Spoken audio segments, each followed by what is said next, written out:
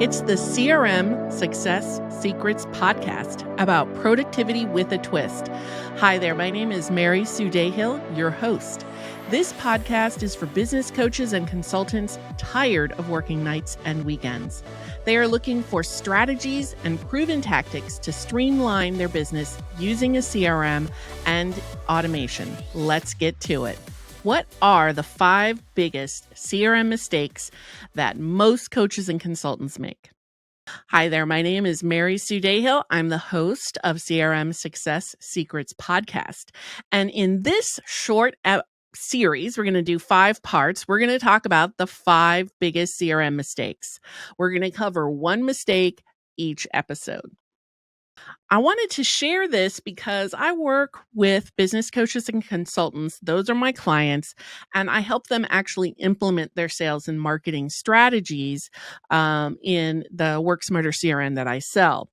And this just really gives me some insights into what actually works and what doesn't work for business coaches and consultants that, have essentially maybe a mailing list between 500 and 3,000 contacts, and they are generally running one-to-one coaching and may have one group program that they do. So that's kind of like what my client base looks like. So let's talk about the 5 biggest mistakes that many coaches and consultants make. And we're going to start with number 5, which is not continuing to grow their mailing list. So I am not a proponent of having a large mailing list per se, but I do think that you always need to be growing it or refreshing it because, people change their business. So they no longer are an active person in your mailing list at all. They become totally disinterested in what you're talking about, or maybe their business has changed and what you offer is no longer a match. So again, disinterested.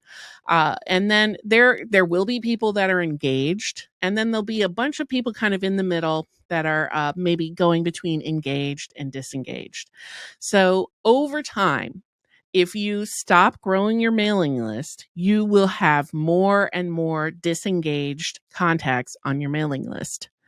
And it won't be an immediate thing, which is why it's a very sneaky issue that happens with coaches and consultants, because they'll be starting new clients, they get busy, they feel incredibly successful, and then they stop focusing on growing their mailing list. And what happens is their sales start to drop, and in a few months, maybe in a year, but it happens. So one example is I had a coach who ran the same set of classes about 3 or 4 times a year.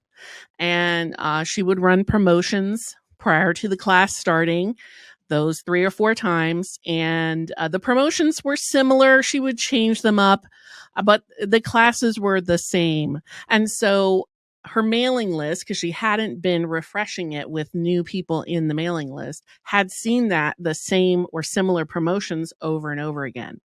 And so her sales into her class really started to decline. So once she decided it was, and we discussed this, we talked about why is this happening. Her open rate was basically the same, but her click-through rate was much lower on her emails, which just indicated people weren't interested.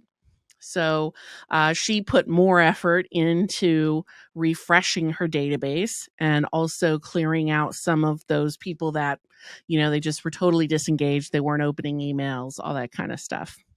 And by refreshing her mailing list, also doing a little refresh on her promotions, she was able to get more sales again because there were new people in there that were super engaged with what she was talking about and ready to buy.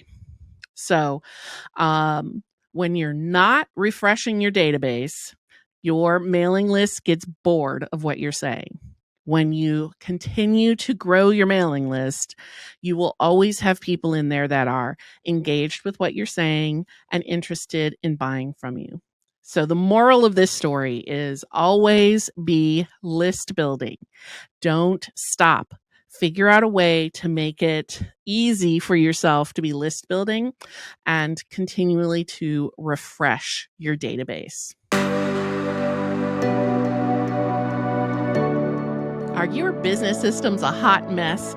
Take the Systems Scorecard quiz at www.worksmarterdigital.com/quiz. You will receive proven strategies to leverage technology in your business. And when you schedule a systems strategy session with me, I will personally provide you customized recommendations for your business. So again, that is www.worksmarterdigital.com/quiz.